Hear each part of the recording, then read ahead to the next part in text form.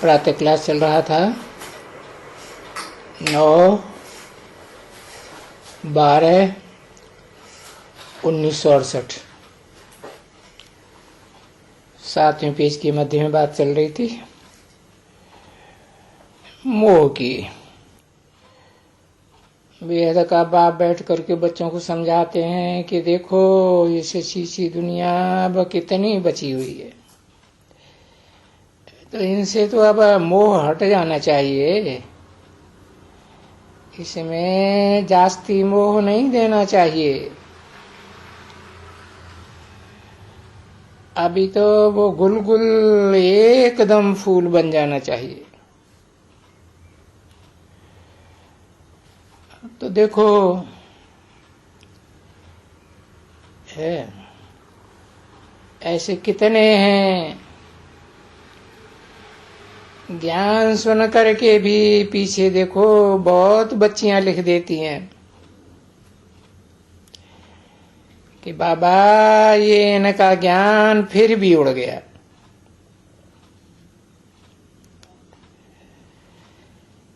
ये काम महाशत्रु ये जो है ना,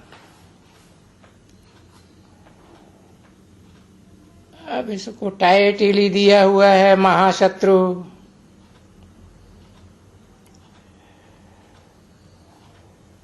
वो क्रोध विरोध की तो इतनी बात नहीं है,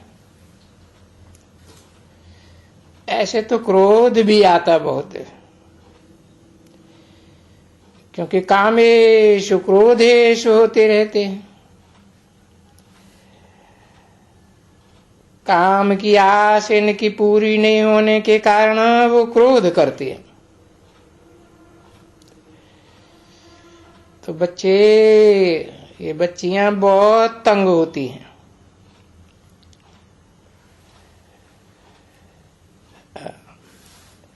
समझा ना?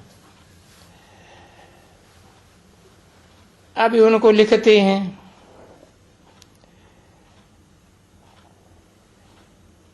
नोट करके लिखो, अच्छी तरह से नोट दियो, गुप्त चिट्ठी लिख करके भेजो। समझा ना? तो आप ही तुम्हारी इंक्वायरी जांच हो जाएगी अच्छी तरह से। तो वो बेचारी बहुत डरती है।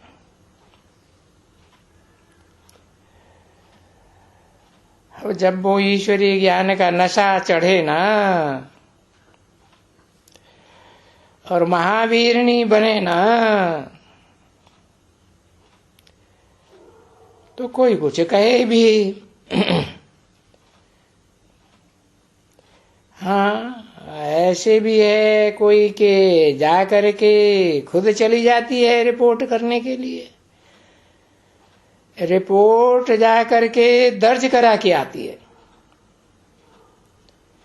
है ना? पीछे ये तो जरूर है ना,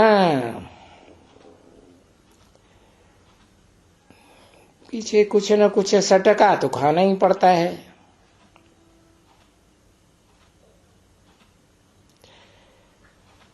तो कहाँ 21 जन्म सुख पाने के लिए और कहाँ ये एक जन्म का सटका खाना। अभी एक जन्म सटका खाया तो कोई हर्जा थोड़े ही है, परंतु कोई कोई तो ऐसी पंजाब की शेरनी शक्तियां महावीरनी भी निकलती हैं। नहीं तो बहुत तो ऐसी हैं जैसे बकरी रीढ़ है एकदम, और वो मार खाती रहेंगी, छी छी होती रहेंगी, और वो कुछ बोल भी नहीं सकेंगे, और मारे डर के बाहर निकल भी नहीं सकती हैं।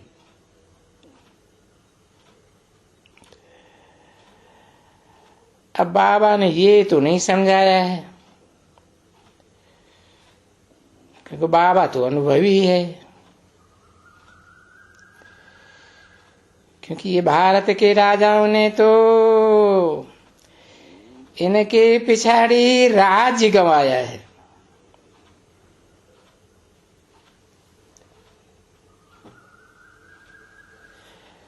अब बाबा इंदौर की बात नहीं समझाते हैं, तो वो उनको राज्य छोड़ना पड़ा एकदम।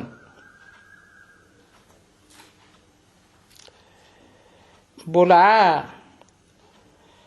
अगर नहीं तो फिर केस चलेगा तुम्हारे ऊपर।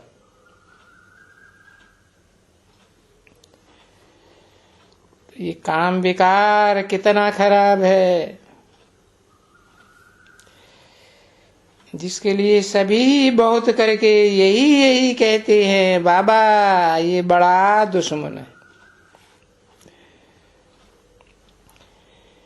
तभी बाप कहते हैं ना कि इस काम को जीतने से तुम जगत जीत बनेंगे। अरे इनको देखो, लक्ष्मी नारायण को ऐसे विश्व के मालिक बनेंगे। देखो ऐसा बनते हैं, समझते हैं, समझे जाते हैं। ये भी जानते हैं काम इतना कड़ा है जो वो एकदम गिराए देते हैं। बड़ी मुश्किल से दृष्टि सुधरती है। हाँ, बहुत मुश्किल से। और ये क्रोध विकार तो कोई भी बात ही नहीं है उसे काम विकार के आगे।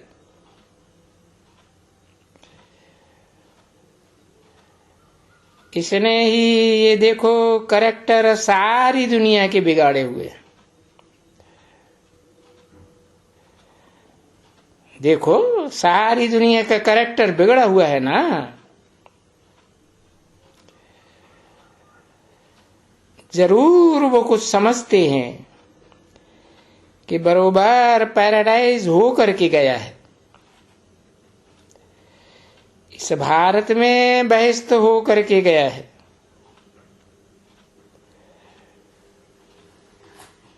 जो जो भी जिस जिस रस्म का है वो समझते हैं कि हाँ हो करके गया है। बाकी भी जब तुम्हारे से सुनते हैं ना, तभी बेचारे समझना तो बहुत चाहते हैं। अब बाबा कोशिश भी बहुत करते हैं कि जो ये विचारों को कोई भी पता नहीं है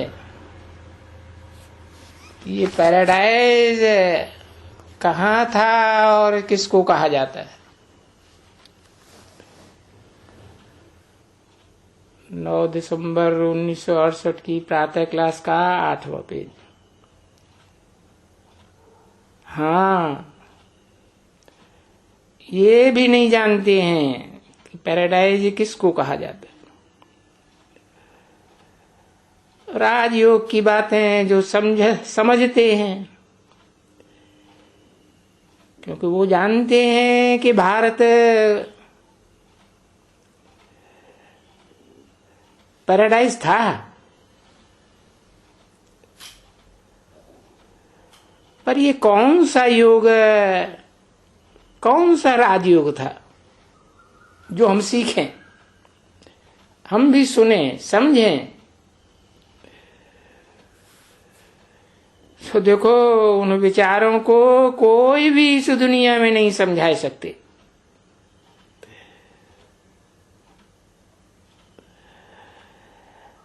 अभी तो उनके ही हवाले में ये नाम है। आगे ऐसे दिन भी आएंगे जो तुम जाएंगे उन लोगों के पास, विलायत भी तुम जरूर जाएंगे।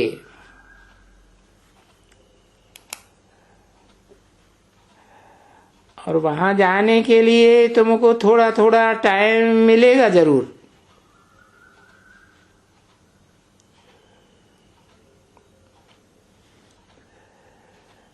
इतना टाइम नहीं मिलेगा जितना भारतवासियों के लिए मिलेगा। इतना थोड़ा टाइम मिलेगा जो वो बेचारे सुने हैं, सन्मुख भी सुने। वो भी तो बाबा के बच्चे हैं ना, तो बच्चों पर बाप को तरस पड़ता है। वो भी बेचारे सुने तो सही कि पैराडाइज कैसे प्राप्त होता है, और वो पैराडाइज कैसा था।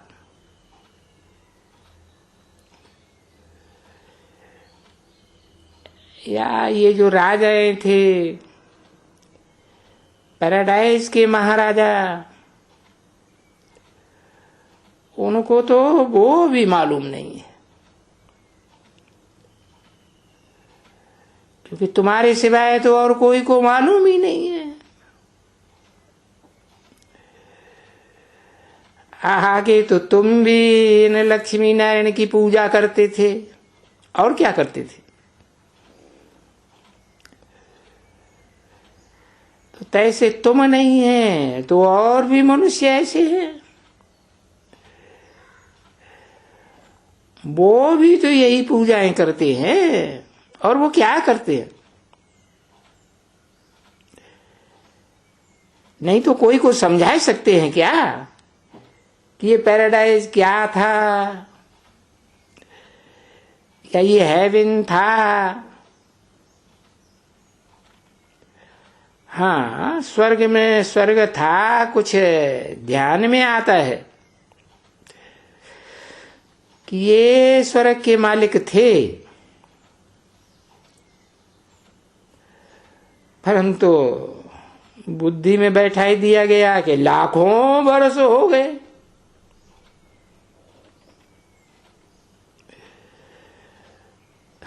कितना टाइम हुआ, और तुमको मालूम है कितना टाइम हुआ, बिल्कुल अच्छी तरह से मालूम है।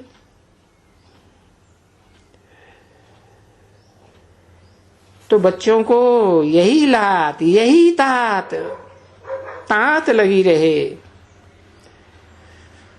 और तो दुनिया भी सभी बातें भूल जाना चाहिए एकदम। यही ईश्वरीय ज्ञान का धंधा। समझाना है कि वो सबका बाप भी तो ये एक ही है ना, जिसको हम कहें कंबाइंड बाप दादा।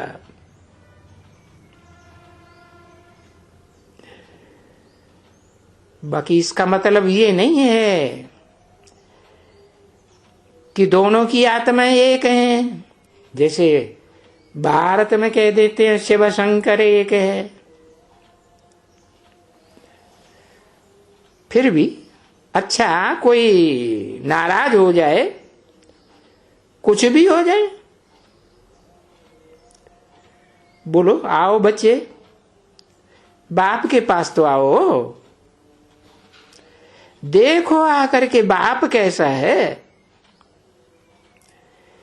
क्योंकि वो बेहद का बाप तो सभी के दुख दूर करने वाला है। ऐसे नहीं कि सिर्फ देवी देवता सनातन धर्म की आत्माओं के दुख दूर करने वाला है। कोई भी धर्म का हो, सबके दुख दूर होते हैं, सबको मुक्ति, जीवन मुक्ति का वर्षा देने वाला है। तो वो तो हो गया बीमारी सीमारी की बात। और ये तो सभी होंगे ना, है। बाकी नई दुनिया में बीमारी सीमारी तो नहीं होगी। परंतु ये आदमी तो नई दुनिया का अनुभव करेंगे ना, भले थोड़ा एक जन्म। तो यहां से भी तो ऐसे बनाते हैं, तो अरे यहां से और ही सब दुख दूर होते हैं। जो सुन सुन करके समझ करके कि हम अभी ट्रांसफर होते हैं अपने सुखधाम में,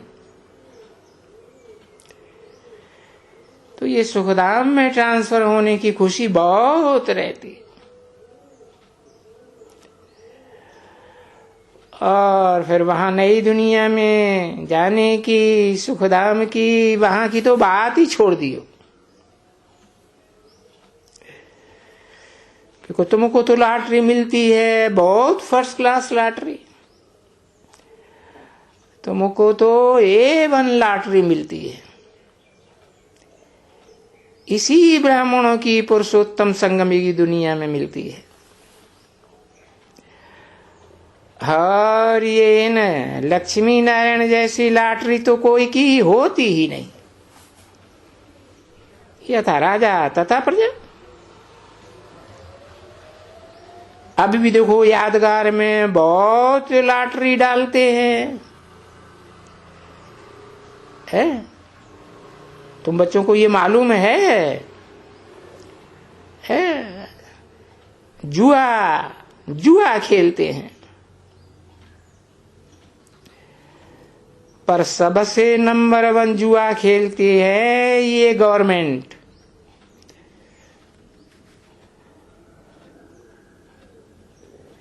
आज भी देखो ईश्वरीय गवर्नमेंट को ये गवर्नमेंट फॉलो करती है।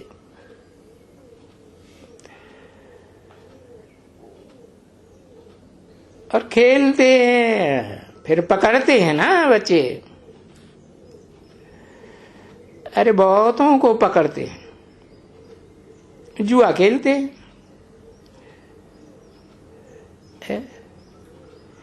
अरे पर इस जुआ में, रेसिस के जुआ में तो सत्यानाश हो गई है बहुतों की।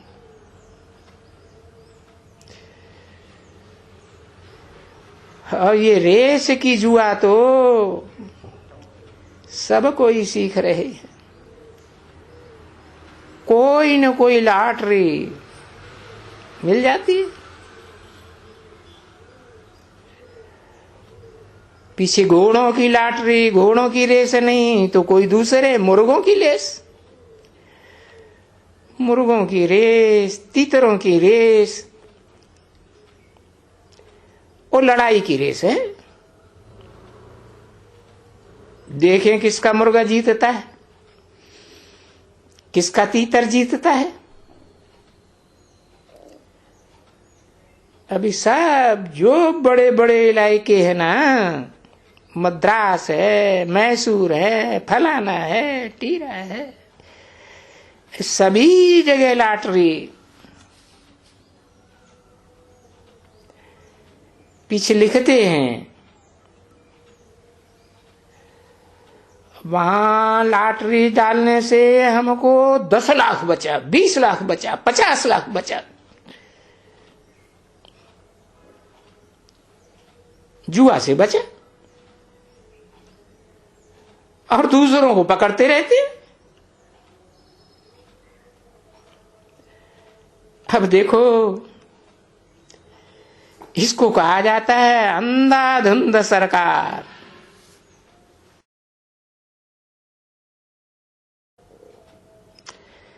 वो बड़े ते बड़ी जुआ तो यही करते हैं,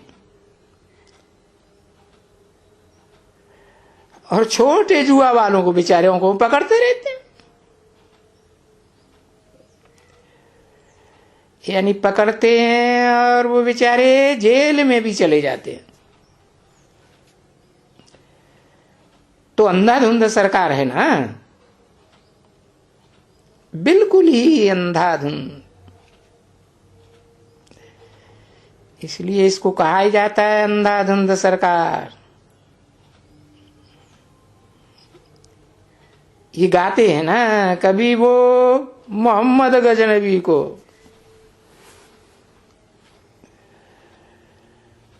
तो वो उसे संभाल न सके,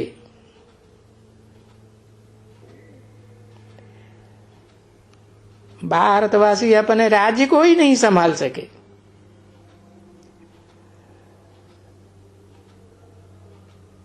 तो वो बोला, महमूद गजनबी, इतना राज्य तुमने लिया ही क्यों,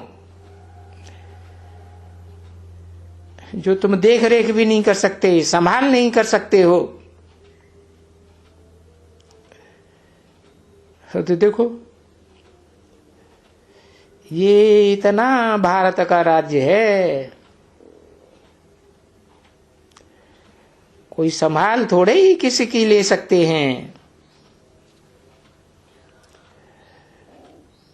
और तुम बच्चे तो अपनी संभाल आप ही करने के लिए सब बेहद के बाबा से यहां सीख रहे हो, समझे ना? क्योंकि तुम ही खुद अपने को सुधार रहे हो,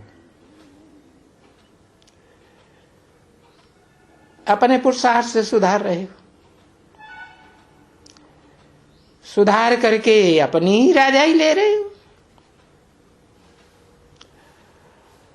और फिर उसमें कोई लड़ाई झगड़े बगड़े की तो कोई बात ही नहीं है। बाबा कैसे आकर के योग बल से सब कुछ तुमको सिखलाते हैं कि भाई योग बल से ही तुम विश्व के मालिक बन सकते हो।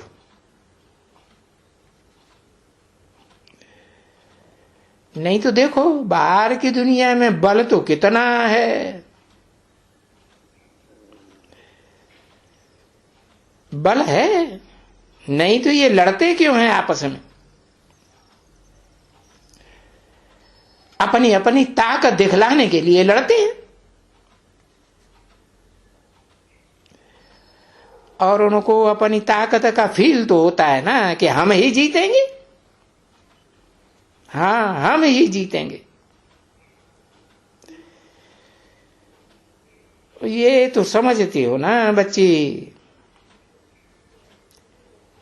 ये सभी जो भी लड़ेंगे एक दो में, देखना कि आपस में ये लड़ेंगे तो जरूर, और पक्का पक्का एकदम लड़ेंगे, समझे ना?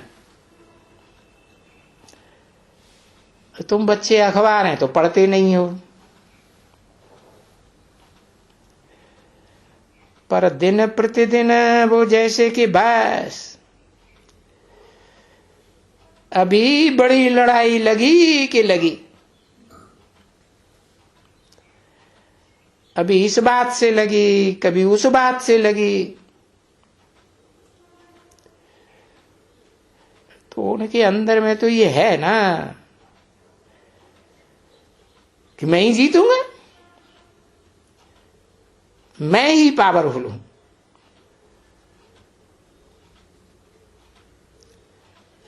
अब ऐसे तो नहीं है कि लड़ाई लड़ने से पहले कोई समझते हैं कि मैं हारूंगा, नहीं। और उन लड़ाई लड़ने वालों में भी खास वो हैं दोनों क्रिश्चियंस, रशियंस और अमेरिकन्स है आपस में क्रिश्चियन ही, दूसरे धर्म वाले तो कोई नहीं है। और दूसरे धर्म वालों तो विचारों में कुछ है ही नहीं ताकत।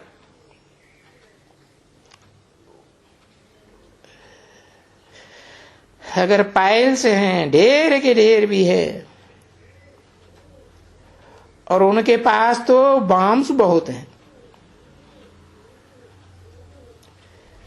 तो वो बस क्रिश्चियंस के पास हैं। कोई चीन है बेचारे के पास कितने, 8, 10, 20, 25 छोड़ देते हैं। अरे इतना खर्चा भी तो खाते हैं देखो। तो फ्रांस में वो बेचारे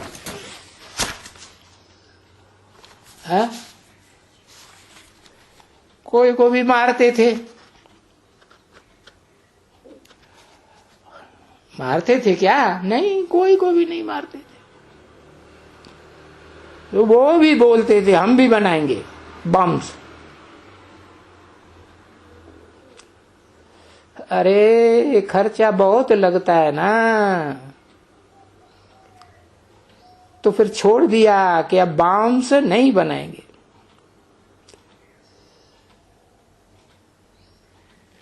ओम शांति।